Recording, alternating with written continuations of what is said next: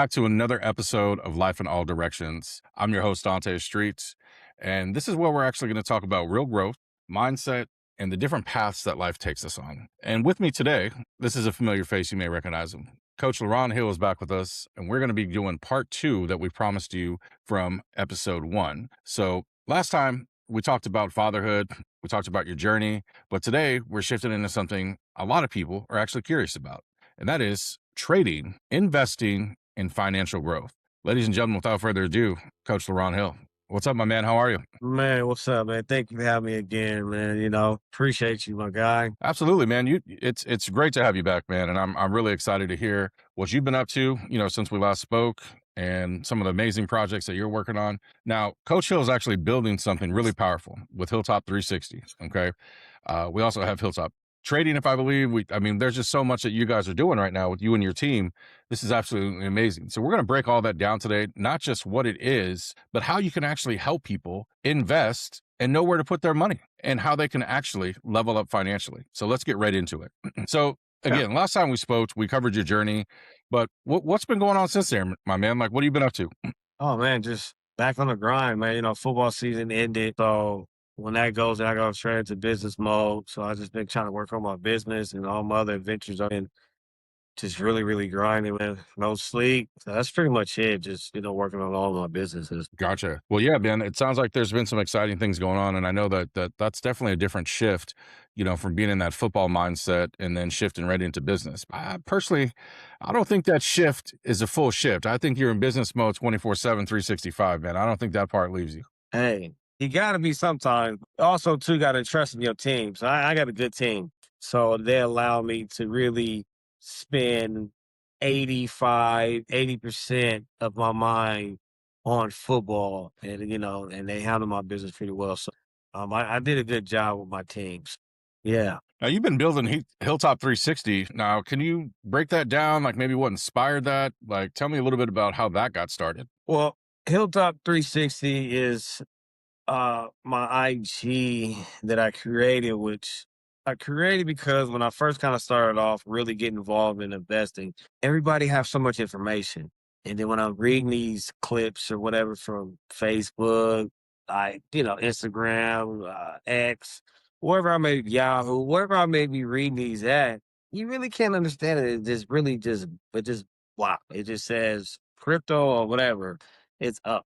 But they didn't really tell you how to take advantage of that. So really, Hilltop 360 is a financial news outlet where a junior high kid can pretty much understand it, and if your levels is up, elementary kids. So we try to break it down as where a baby can understand it. And we also try to give somewhat financial. We can't tell you what to do because we're not your financial advisor, but we kind of say what we're gonna do when these big news hit, the scene. So that's pretty much what it is. Yeah. So basically, anybody that is from a beginner level to even an expert level could definitely benefit from Hilltop 360 and just know where to get started, right? And Right. know where to kind of what direction to look in, where to really kind of maybe start peeking into putting your money.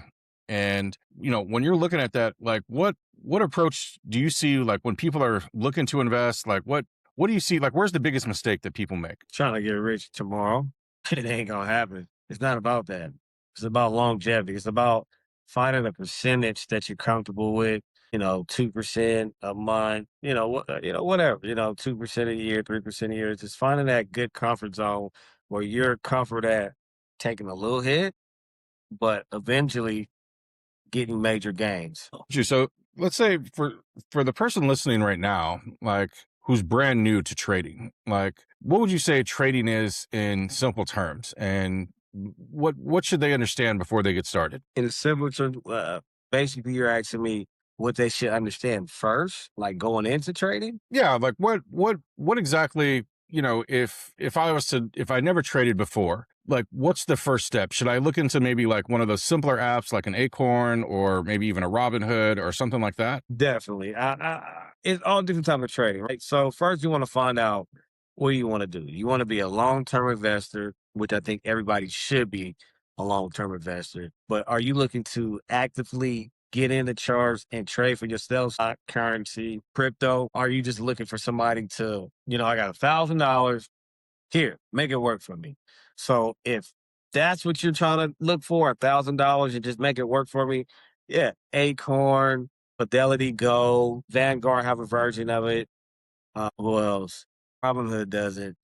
Maybe your local bank. Citibank has like Citibank management where you can say, I want to be conservative, I want to be aggressive, I want to be a moderate. And you put your $1,000 in there, and their professional team will monitor your stocks or your trades, and they do everything for you. All you doing is just put the $1,000 in there and set them out where $25 a month, $100 a month come in there. You just watch it go. So, but if you want to be an active trader, where you want to be controlling yourself, whether it's crypto, stocks, or currency, uh, I will first try to. I will first get into paying a course. Get in a course, understand the charts, understand the market. What is the candles, and I will learn that first, and then after that, then I will start try to play with small portions. Like $1 or something, or demo mode, to where I even feel real comfortable before trading. Really, money or just big money. So I will definitely be in demo mode till you're able to be comfortable. And let me I caught you right there in regards to like candles, right? So obviously, we're not sitting around lighting Virgin Mary candles hoping for something great to happen, right? So candles are, if I'm correct, those are the things, that's what we're looking at on, the graph, if you will. Sometimes you have line graphs, but these candles, this is kind of what you're reading to kind of understand maybe where you want to make your move. But you're saying the first step is understand what those are, what you're looking at, try to get the basic knowledge of really what's on your screen. Yeah, yeah, yeah. Basically, maybe like you see in the screen behind me and the screen that is going to be displayed for the viewers. It just, you have red and green or whatever color you can change it to. It could be whatever you want, but you have buying candles, you have selling candles. So it's just a chart of all the history of whatever, if it's currency to pair of, let's say two countries, let's say AUD, USD. So it's a history of 40, 50 years of whatever that graph is. And then you just, that tells you everything.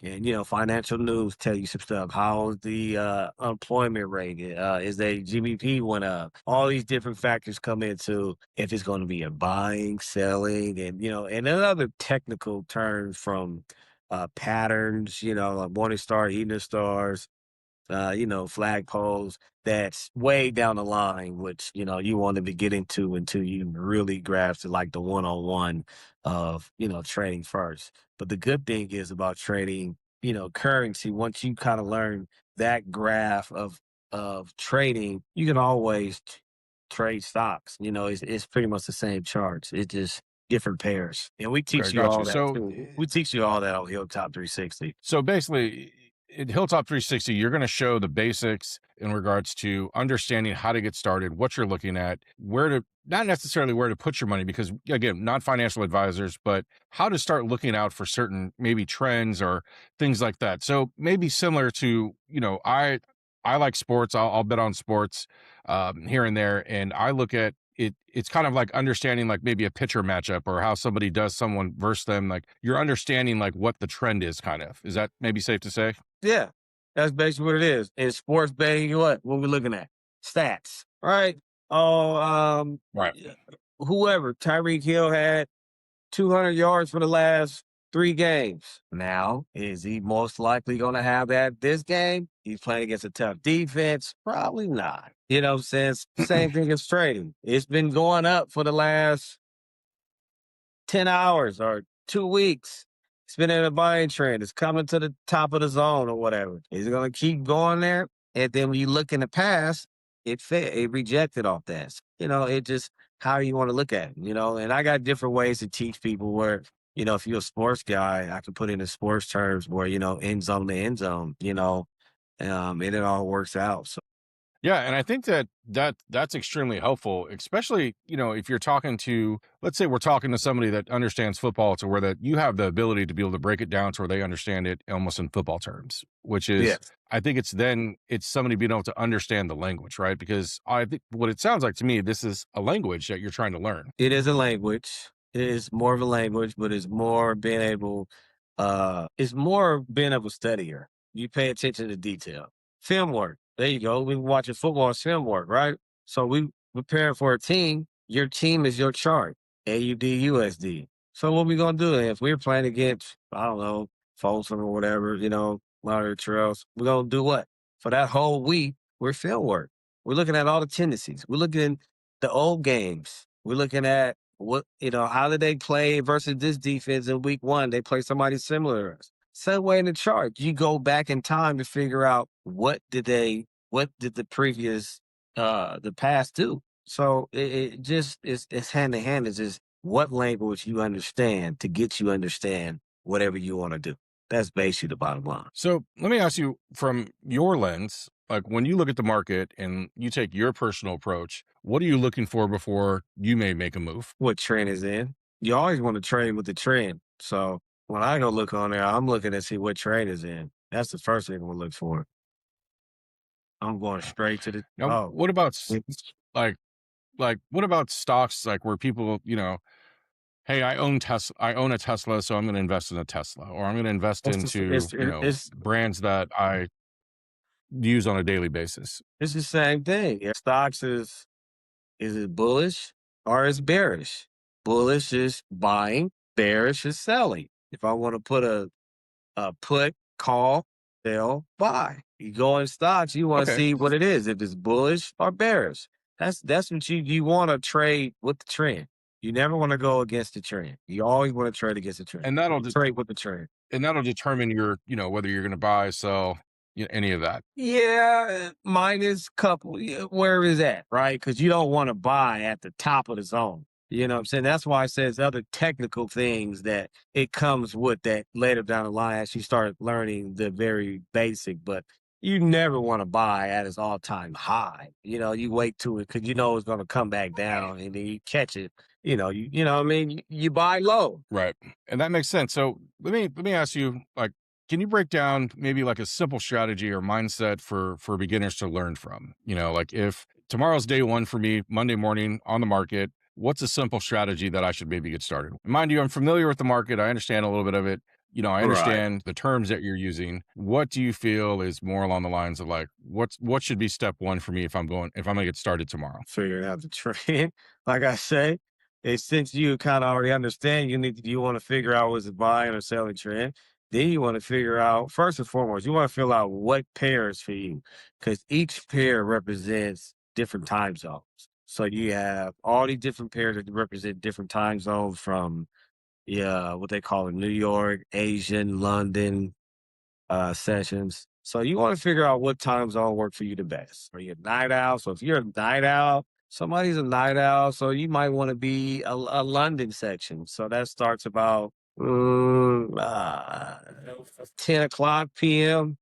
And it runs into New York session, which would be the US session that starts at, 6:30 West Coast time AM and then, 9:30 Eastern time. So if you somebody like midday-ish or whatever, you might want to look into the Asian session. Asian session. So that's about afternoonish, so you just want to figure out what time zone fits you the best where you have the time to put in to trade. So you're saying there's different markets besides just the US stock market that people can look into, right? So thinking outside the box a little bit, just maybe depends on what time or what type of person you are in regards to like your schedule, I suppose, right? Because there's times you're telling me you can get up as early as, 5 in the morning and get going. Yeah, that will be US, New York session. Okay. And so, one of the things in regards to like, I wanted to look at risk management, right? So a lot of people will focus on their wins, but not the losses. Like, how important would you say risk management is when it comes to trading? That's top two. You got to be risk management. And that's what people fail because going back to what I said earlier, they try to get rich fast. So they see all this, they be like, "Oh my God, I can really make all this type of money. Let me throw it all in." But you're trying to trade against a trend, right? It's a buying trend, and oh, it's going to sell off. No, it ain't. You know what I'm saying? So now you lose all your money. Now you mad because you didn't went all in. And, this stuff don't work. It's a scam. But you don't know the very basic. You ain't got to, 102 or 103 series. Like it's levels to this, people jump in like, oh, I can get rich. And that's where you see a lot of stuff on the internet where people's telling you these influencers are showing these different lifestyles and they not understand this stuff is rented. A lot of this stuff's rented. I know a lot of them. Trust me, I know a lot of these people on here. You think they have that $1 million. It ain't like that. Struggling. So as the saying goes, doing it for the gram, right? The fake rental of the car, the rental of the house, or sometimes you come across they don't even rent the house; they're just doing a video in front of the house. They doing a video from the house. Are they doing? I know some people do showings. Call a realtor like, hey, I want to look at this house, and they do a quick little video, like, oh, what I'm saying, make it look like they buy the house, and they really ain't. You know what I'm saying? So you think of this guy's balling or whatever? It's not a get rich quick scheme. So and you need money. You So need what money. I'm hearing, in short, is play the long game. You got to play the long game. You have to. What's a lesson that you learned the hard way when it comes to protecting your money? Man, I lost thousands of dollars trying to get rich quick, trying to be rich tomorrow. Man, I lost thousands. I lost thousands and thousands of dollars before I even made a dollar because I was I fell trap trying to get rich quick. So Yeah, I'm not afraid to yeah, say it. not looking at the I'll long tell game for everybody. sure. Yeah. So when you look at like maybe the mindset or even the psychology of just trading alone, like how big of a role would you say like your mindset plays into trading, especially like emotions, right? With fear or greed or, and I know we've been talking about people want to get rich quick, right? So you kind of touched base on that a little bit in regards to the greed of wanting to get rich quick. But because I know like in sports betting, right, where there's a thing that's called you're chasing your losses, right? So do you Yeah. feel like that's maybe similar? Because, let's say a guy Same loses, thing. you know, two or three parlays or whatever. A lot of people are parlay bettors these days, but let's say, guy who loses two or three parlays and now he's trying to do a bigger bet, or even guys that have lost single plays. Now they're doing parlays to try to chase the bet. I mean, I see that all the time. Is that something that's Same similar with like thing. trading where people are just chasing their Same losses? thing. Same thing. Somebody will lose $50 and figure, well, let's say they was selling and they lost. It went the other way. And they try to close out or whatever they $50 and put in a buy, not knowing how this works, not knowing zones and different, candle structures and put in for a buy and it sells and it hits the zone and sells off. Now I'm down, you know what I'm saying? Now you try to close out that buy and put in another sale and does the same thing. So you're exactly right, man. It's the same game, man. It's the same game. Revenge trading. What That's the number one what rule. like Never so revenge trade. what are some habits that help you stay disciplined when just to not react emotionally? Like what are some habits maybe for you that you've been able to do to where like you don't react off of emotion and you just stay disciplined to to your strategy, if you will? Losing money. You get tired of losing money. You know it's real. You get tired of losing money. Excuse me. You get tired of losing money and you like, you know what? Let me be disciplined this time. How many times can I get hit over the head, right? What's the old saying, what? A hard head make a soft ass, right? So Yeah. how much more money I want to keep losing? So I've been hit over the head so much, been hard headed. So it makes me stick to my trading plan. So that ties back into risk management, right? Where like maybe you're setting a budget of like, hey, I'm gonna trade with, $100, $500, whatever the number is, right?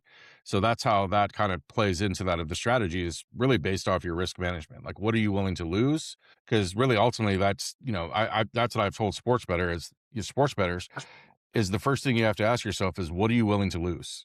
Well, Because it's not guaranteed you're going to win. it's never guaranteed you're gonna win. And yes, it's what are you willing to lose for the day. So a trading plan is a bunch of data that you didn't gather, right? On whatever pair. I'm only gonna trade on this time.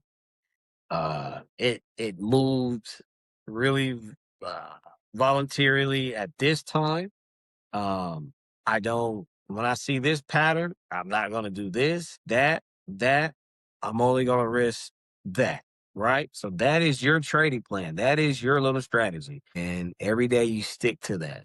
And that's what makes the discipline. And then when you go, normally when traders lose money, they be like, damn, I should have stuck to my damn trading plan because they saw something, it looked really good, and they went for it and it went the other way. And you be like, God, I don't trade at 1 o'clock. And this is why I don't trade at 1 o'clock. Like Stick one of my stick to trading your plans strategy. is, yeah, one of my trading in my trading plan is I don't trade any JPY pairs. I don't know something about it. It's just me. I don't know what it is, but I'm not very successful in any JPY pairs. And every time I trade a JPY pair, it goes the other way from every time. So I put in my log, my trading journal. Do not trade JPY pairs. I don't care how good it looks. Exclamation point. Yeah, because you put lipstick on a pig doesn't mean it looks good, right? Come on, man. So, I mean, what would you say? Like, what's one moment or maybe an experience, like in trading stocks, trading currency, that has really changed the way that you move today? Like, has anything affected you, and to where you look back at things and say, okay, that was a moment where, yeah, I can't do that again, or what did we learn from this? I've been able to control my temper because you can't really, man, sometimes when you starting off, it can just set you off over the edge and you break up everything in the house. You know what I'm saying? Because you're losing money, you're frustrated, you don't really know what's going on, or you ain't really set the time to really figure out what's going on. You ain't back tested nothing, and. So trading really helped me with controlling my temper a lot because I can't be frustrated no more. That's huge. I got to be a clear head. You got to have a clear head trade. So controlling emotions, basically, like that's the huge thing for sure. That So, sounds kind of gay. Temper. I'm not emotional. I'm emotional. uh, Temper. Emotional sounds temper's an pretty. emotion. But it's still a little gay. Well, so what's something you believed early on that you had to unlearn? Like something that, whether it's a strategy of, like you're saying, hey, I don't trade at this time, or I don't do this, or don't trade off of emotion, you know, whatever it may be. Like what's something that where you look back at today that you believed to be true when you first got started? What I have to unlearn? Yeah. So, like, was there a pattern or something like that that maybe you've done, like when you first got started, right? When you first got I into, did everything. I did stocks. everything. I did And everything wrong. I did everything wrong. Everything wrong. I did everything wrong starting off. Like I said, I was in a gambler mindset. That what I had to unlearn. I was in a gambler mindset where I just, oh man, I'm gonna take a chance. I'm gonna go big. And you cannot have a gambler mindset trading because you'll lose all your money every time. If it's something where I have to I will learn, definitely it say would I be made that mistake. you did. Yeah, yeah. It would be that. Learning to untrain my mind from a gambling mindset into an investor mindset, like taking the best. I don't even like to call trades. I like to call it the best investment. What I'll look at it as before I click buy or sell, is this the best investment I will take? Like if I'm gonna buy a house or you gonna buy into a business, did I spend the time to look into that detail before I said, have my money? Here, so that's how I look at it. Is this the best investment before I hit buy or sell? And so once you train your mind on that, you're good. And I think, that kind of answers the next question, right? Because when I'm looking at some advice maybe for listeners and, for beginners, what's the biggest mind shift that they need to make before jumping in? And it sounds exactly, take your time, do your research, don't invest off of emotions, and really do your homework again before you actually jump into this, because you can take some pretty substantial losses if you go into this not really understanding what you're doing, and I mean, I remember, when I was kind of jumping in there with you and doing some trades, I did zero research. I'm just looking at this thing. I'm like, oh, it looks like it's going this, and not I didn't take a substantial loss, but I also realized that if I kept going at this rate, I would lose money quicker than even betting on sports, because, you can lose $100 in 2 minutes. Seconds. Seconds. Right. Right. No, exactly what it is. It's just basically making sure that whatever buy or sell that you're into, you spend the time to do your homework on it. You back test it real quick before you click buy or sell. Is this the best investment? And once you start looking at the chart like that and looking at every buy or sell before you click that button, as is this the best investment? You're gonna be a-okay. So, what about people that are into trading right now, or maybe at that intermediate level, if you will, and are just feeling stuck? Like, what's the best way for them to really kind of level up? Feeling stuck and they're losing money or they get making some money. Let's say they probably have won, I don't want to say, see, there I go with the gambler mindset, right? Let's say they've probably have earned some money, you know what I mean? They've gotten some money back on their returns, but let's say they're barely in the green, maybe 2 to 3% in the green, and they're looking to try to level up their finances or their investments, if you will. Is it more along the lines of trying to look into like stocks such as long term, maybe like a Vanguard, or kind of a safe type of fund, or is it more along the line, should they be aggressive? Normally they say when you're a young cat, you know, 20s, early 30s or whatever, mid 30s, you want to be aggressive, right? Because you have, hopefully, Lord's willing, you have the time to make up for any major losses in the market. So it depends on the type of person you are, right? So me, I'm both. I want to actively trade and I actively own stocks because I look at stocks as ownership. So I'm getting a piece of some type of ownership into whatever company. So it just kind of depends on where you want to be at. So it really depends on what age you are and like kind of where you are in life, should kind of determine, your move in regards to being aggressive or moderate, you know what I mean, or extremely conservative. Yeah, that piece. Yeah,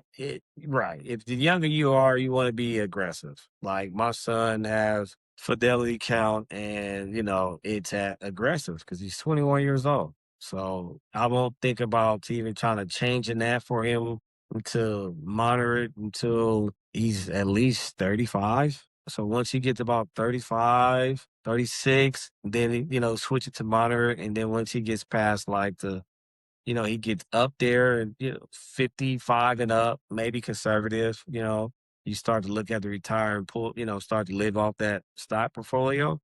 So yeah. But if you want to actively trade Okay. yourself, it's pretty much the same thing. If you want to actively like trade on your own, you always want to be conservative when you trading actively like this, like currency. You never want to be aggressive because that's that gambling mindset. So when we look at the bigger picture, right? So the bigger picture in all of this, like, how would you say that trading, investing has made you look at money or more financial freedom? Like, how has it changed the way that you look at really just money and financial freedom? It turned me from being a stacker into a investor. Um, making I used to stack my money. I didn't really too much believe in banks or whatever, kind of old school. Probably got that from my grandfather, but I didn't really believe in banks too much. So I used to money tucked away, all in the house, different little places here, my mom's house over there. But what I noticed is when your money is stuck under they call it mattress money, it ain't making you no money. So you have to treat every dollar that you earn like an employee of your business. Is that $1 making you money? How can you do that? Put it in a business, put in a mutual fund, ETS, type of SP 500 that follows the Dow Jones, whatever. So you want to put your money in there where every dollar you own is actually working to make your dollar because that paper dollar it ain't worth shit. They've been telling you this for years now. It's off the gold standard. It's just paper. It's just a tool. So you need to take that tool and put it in some type of asset so it can make some money. So every dollar should be an employee for you. And that's what it did for me. Yeah, That's what that's a, trading did for me. I love that. Say that again. Every dollar should be an employee for you. I love that. I've never heard that. And I think that is such a amazing outcome. I've never heard that. And I think that's really going to resonate with people and understanding that is every dollar should be an employee. Look at it like an employee, and I think that's you want it working for you. I'm speechless with that, man. Like that needs to go on a damn t-shirt. Seriously. No, seriously, it has to be, No, I and it's mean only I'm one way. serious, man. That needs to be. You need to benchmark that and really put that somewhere because that is. I mean that's really that's huge. I mean I don't think people truly understand how powerful that statement is. They And don't. They really don't. so let me ask you why, because to build off that, that particular quote right there is again so powerful, but why is it important for people to learn financial literacy? Because everything we do got to do with finance. Everything we do since the day you're 5 years old, right? Somebody here, piggy bank is finance, and what we doing in our Yeah, piggy I bank, mean, yeah, right? my kid's got a piggy bank and all types of accounts. Right, and then think about when the kids do the piggy bank. Back when we was coming up, ice cream man come outside, we shaking it to get a little quarters or dollars out there to run out there to the ice cream man. Finance. But if we was learned from that age to be like, okay, here, anything that goes in this piggy bank, you cannot touch. So how about every dollar you get or every quarter you get, let's try to break this up in half. You put half of it in that piggy bank, and then half of it you can do whatever you want to do with it. So if we start teaching our kids from that level of whatever goes into this little kid plastic or piggy bank, you can never touch. Yeah, We learn that's it so to important. I I I thank you for sharing that with us because I don't think a lot of even parents understand that, right? In our last episode, we talked about being dads, and that's one of the things. I got a 3-year-old, but I'm still trying to teach him the importance of putting his money in the piggy bank. You know what I mean? Putting it there, and maybe that's his ice cream fund or something like that, right? For things he likes to do. But it's also trying to make sure, like, okay, hey, like, you can put some money here, save this for this, and save it for things that you want to do, save it for a rainy day, etc. And he grabs his little 2 quarters or whatever, puts it in there. Yeah. Um, can't give him dollar bills because they'll rip that apart. So, but look, coach, let me ask you this. So, the 2 questions I'm going to finally ask you here. One, I think we talked about earlier is if I was to give you $1,000, what would you do with that today? Like, what would you invest that?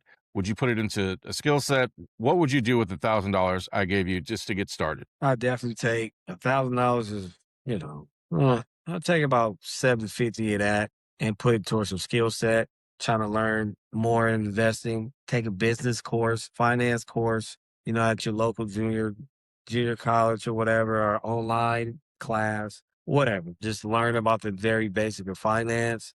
Maybe take if you want to get in cryptocurrency, or you want to look at the Hilltop 360, we do teach you the very basics. You want to keep with us?